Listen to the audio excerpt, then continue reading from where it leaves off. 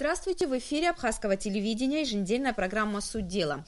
До парламентских выборов остается чуть больше месяца, но уже понятно, что эти выборы войдут в историю Абхазии как самые ажиотажные. Ведь по каждому округу баллотируется в среднем по 5-6 кандидатов. И даже в Галском районе, где количество тех, кто имеет право голосовать, достигает всего 800 человек.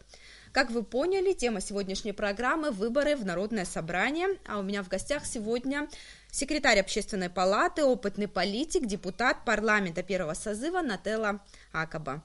Нателла Нурьевна, я рада вас приветствовать в нашей студии. Спасибо за приглашение, и я тоже приветствую всех телезрителей. Такой ажиотаж со стороны кандидатов, такого не было еще, правда? Нет. Как вы думаете, чем это вызвано, вот, на ваш взгляд? Я думаю, что очень многими обстоятельствами, и вот то, что кандидаты так вот пытаются продвинуться, наши молодые люди, я думаю, это объясняется тем, что, к сожалению, у нас не существует каких-то социальных лифтов для того, чтобы молодежь могла как-то себя проявить. И вот для многих единственный способ себя проявить – это стать депутатом парламента. Но понятно, что это неправильно, потому что если человек идет в парламент, он должен уже состояться как личность, как политик, и должен обладать определенными знаниями. К сожалению, вот часто этого не происходит, и я думаю, что это вот одна из причин – это массовая безработица среди молодежи и невозможность для молодых людей как-то вот себя проявить и сделать себе карьеру. Ну, о нынешних кандидатах мы еще поговорим, а мне вот хотелось бы вернуться в прошлое и вспомнить вот тот первый созыв парламента, который в народе получил название «Золотого» из-за его вот солидного, качественного состава парламентариев, в который входил и наш первый президент Владислав Арзенба. Вы также являлись депутатом этого парламента. Вот расскажите, вот последнее время вот в адрес нынешнего созыва парламента и предыдущего очень много недовольства. Вот что произошло с парламентом? Вот тогда такое отношение было, это были самые уважаемые люди, да, и сейчас вот с каждым годом вот это качество все-таки работы парламента и его отношение людей к нему меняется. С чем это связано, как вы думаете? Ну, парламент – это отражение состояния общества. И то, что тот так называемый золотой парламент был таким вот действительно ярким и вошел в историю, и вызывает уважение и по сей день. Это связано с тем, что тогда была такая вот ситуация, что мы были единым народом. Я имею в виду абхазов, и даже некоторые представители других наций тоже как бы с нами действовали вместе. И тогда была такая организация, как Айтгылыра, которая сумела объединить людей, и не только по национальному признаку, но по убеждениям. И тогда люди знали, для чего они идут в парламент. Тогда тоже была конкуренция. Вот, например, там, где я баллотировалась, было помимо меня еще 3 кандидата мужчины. Но я уверена, что я прошла именно потому, что меня поддерживал Айтгылыра. Так что тогда действительно люди знали, зачем они идут в парламент. Для того, чтобы защищать интересы своего народа. Мы все помним, какое тогда было тяжелое время, и было ощущение того, что что-то страшное может произойти, поэтому люди как бы были мобилизованы все. И шли туда не для каких-то личных своих целей, потому что тогда не было никаких особых таких привилегий для депутатов. Вот, например, если говорить о транспорте, то у нас не было у каждого своей персональной машины. Тогда был гараж, и мы могли, когда нам нужно было куда-то ехать по делам, работе, да. Да, и мы могли вызвать водителя, и он обслуживал нас. Но при этом на качестве работы это, как видите, не отразилось. И тогда мы даже не могли себе представить, чтобы не прийти на какое-то заседание. Это было просто что совершенно... сейчас себе депутаты могут позволить. К сожалению, очень жаль об этом говорить, но качество парламента, конечно, снизилось. И это тоже, наверное, отражает состояние нашего общества и тот вот разброд, можно сказать, который царит в умах многих наших людей. И такое ощущение, что некоторые идут в парламент, может быть, даже и большая часть депутатов, для того, чтобы решать какие-то свои личные проблемы. И это, конечно, вызывает очень серьезную озабоченность. Нателла Нурьевна, мы попросили вот этот момент прокомментировать историка Аслана Авицба. Давайте послушаем, что он сказал. когда мы говорим об Ардзинбе, о тех людях, о Лакобе, о Шамбо, о Баламе, которые входили в этот состав, то есть они были востребованы временем. Время было такое, что вся энергия народа была сконцентрирована в необходимости спасти самого себя, спасти свою страну.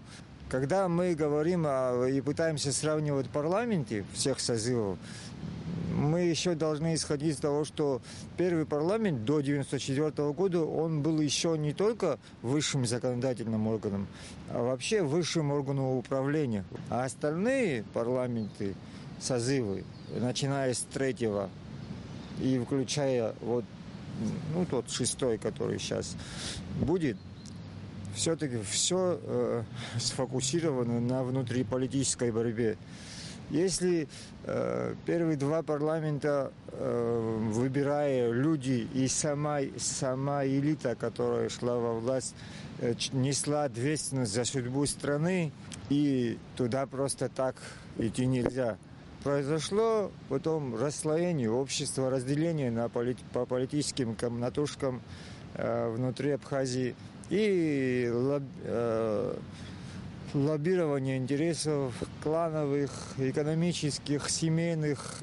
Поэтому все наши предыдущие парламенты, и я с сожалением думаю, что и будущие парламенты на ближайшее время будут сфокусированы на внутриполитической борьбе. Тогда парламент являлся не только законодательным органом, он совмещал в себе функции исполнительной власти тоже. Может быть, вообще проблема в системе, о которой сейчас много говорят? Это произошло в основном во время войны, когда мы все оказались в Гудаута, и практически наши органы исполнительной власти, они не могли полноценно функционировать, и поэтому решения принимались в Гудаута нашим парламентом во главе с Владиславом Ардзинбе. Это просто была такая, необычная ситуация, и я не уверена, что сейчас надо тоже вернуться к этому. Исполнительная власть, конечно, должна существовать, и другое дело, надо подумать хорошо о том, какие полномочия исполнительной власти можно было бы передать парламенту. Я, например, не вижу ничего плохого. Но есть смысл в этом сейчас? Смысл будет тогда, когда мы получим качественный парламент. А что для этого нужно, это уже отдельная тема. Сегодня, когда мы пока не знаем вообще, что будет с этим новым парламентом, я немножко опасаюсь говорить о том, что давайте им передадим как можно больше полномочий. Надо сначала добиться улучшения качества парламента, а потом уже проводить эти реформы. Многие эксперты говорят, что для постсоветских стран все-таки президентская республика – это самая подходящая форма правления. Как раз сейчас идет обратный процесс. Во многих странах президентские полномочия урезаются. Есть такая тоже тенденция. Но это зависит от каждой конкретной ситуации. Сегодня я боюсь, что мы пока к этому не готовы. Хотелось все-таки вернуться к теме выборов. В депутаты сейчас идут совершенно разные, как мы видим, люди, и некоторые вообще без опыта работы. В случае победы таких кандидатов, как это может сказаться на качестве работы парламента? Вообще получается, что можно пойти в депутаты и не обязательно в чем-либо разбираться, да? Да, конечно. В этом-то и проблема. Нужно, наверное, все-таки так переработать избирательное законодательство, чтобы это предусматривало. Во-первых, я считаю, что возраст все-таки надо повысить. Возрастной ценз сейчас 25, да, и я это считаю, мало. что это мало. Получается, что человек только окончил вуз и сразу же может пройти в депутаты. Но вы знаете, в конечном итоге во всем этом мы виноваты, мы, которые голосуют. Я не имею в виду, может, личное вас и себя, но, к сожалению, наше общество сейчас в таком состоянии, что оно может взять и проголосовать за человека, который ничего пока в жизни не сделал. А если кандидатуры практически одинаковые, выбирать не из кого, допустим, может быть такое, то и избиратель тут не совсем виноват. Если не из кого, тогда бойкотировать выборы. Часто избиратели, сейчас я слышу очень часто разговоры, что я вообще не пойду на выборы. Но это тоже не самый лучший вариант. Надо просто переработать закон о выборах депутатов Народного собрания и установить какие-то все-таки фильтры. Кстати, вот эти настроения, которые есть в обществе по поводу депутатов, журналисты изложили в открытом письме и направили в парламент.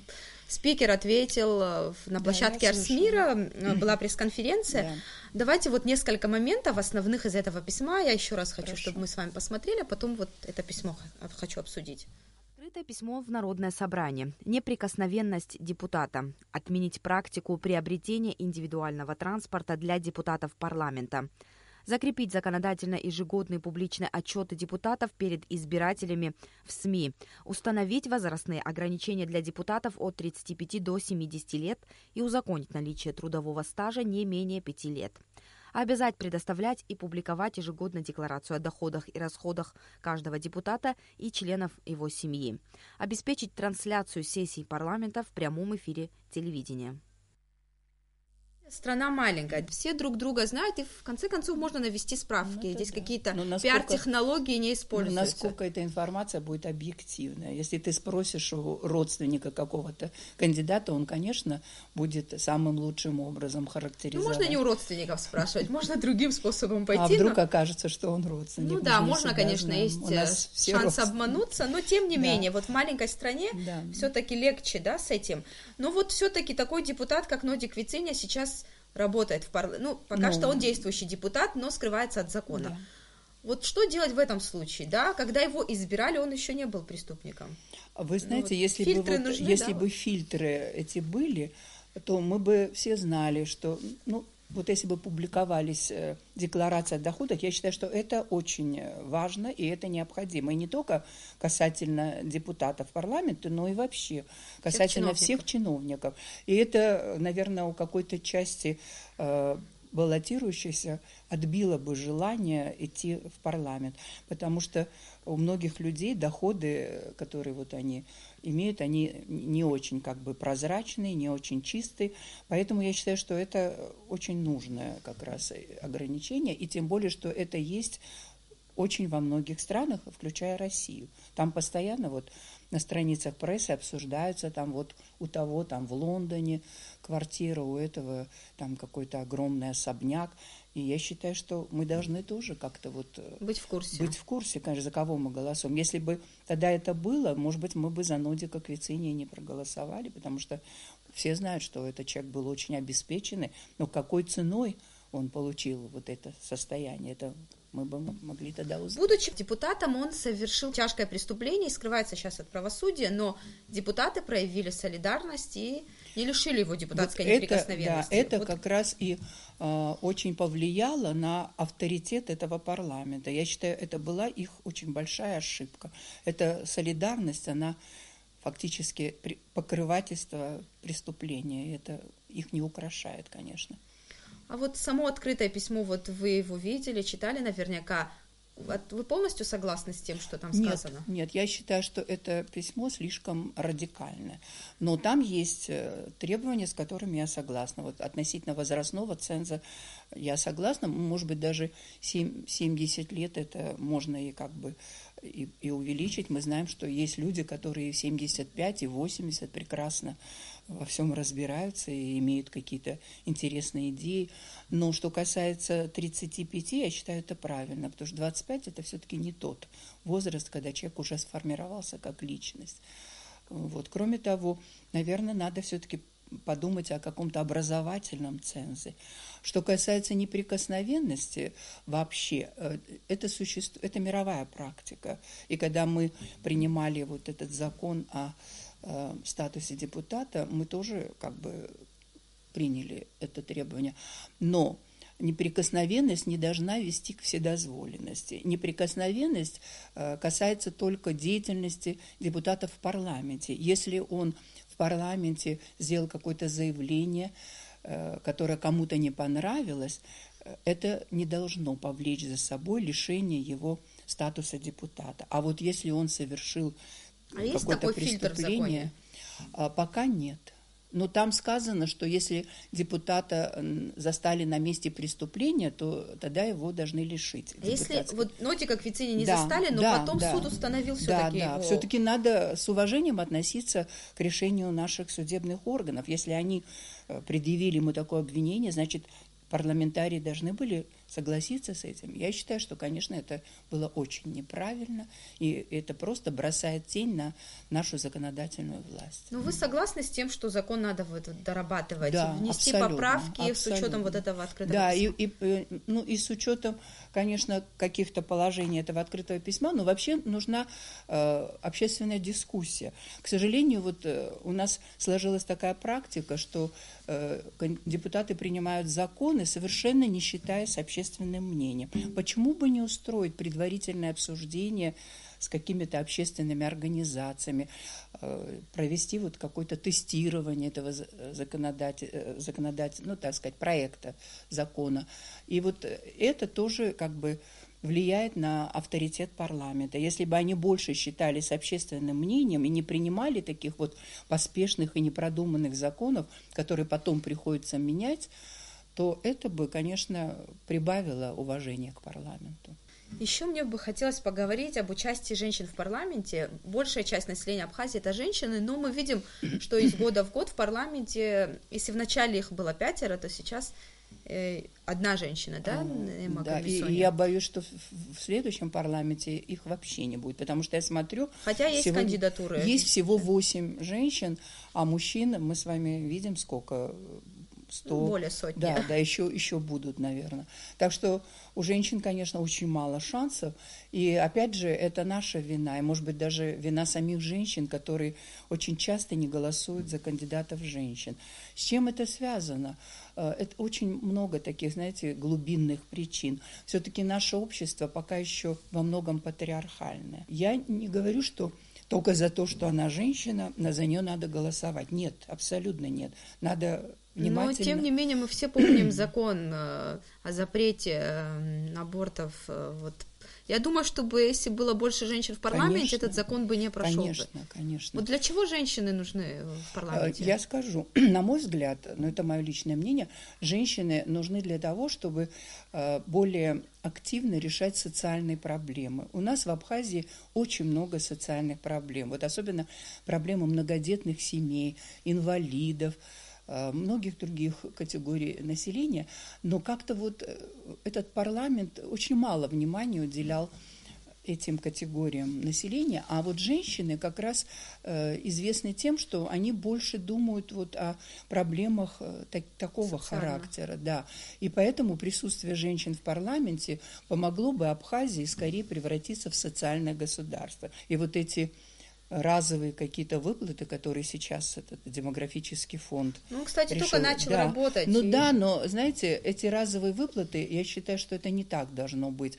Может быть, взять пример с России, где эти деньги можно потратить только на определенные цели. А у нас, знаете, как вот получили 100 тысяч, пошли и купили себе там какую-нибудь машину или ремонт сделали, а эти деньги предназначены совершенно для другого. Ремонт, кстати, в России тоже на улучшение жилищных условий. Да, имеется в виду площади. Расширение, поскольку семья растет. И это не должна быть частная инициатива какого-то фонда, это должно быть государственная программа. Я понимаю, что Абхазия не богатое государство, но нам надо правильно определить приоритеты.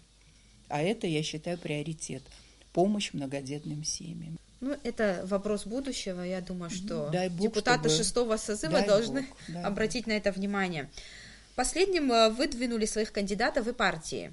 Борьба будет, по всей видимости, нелегкой. Мы попросили прокомментировать эту ситуацию политолога, кандидата исторических наук, старшего научного сотрудника Института востоковедения РАН Александра Скакова. Давайте посмотрим его комментарий. Самое главное и для Абхазии, и для отношений России к Абхазии – это стабильность в стране.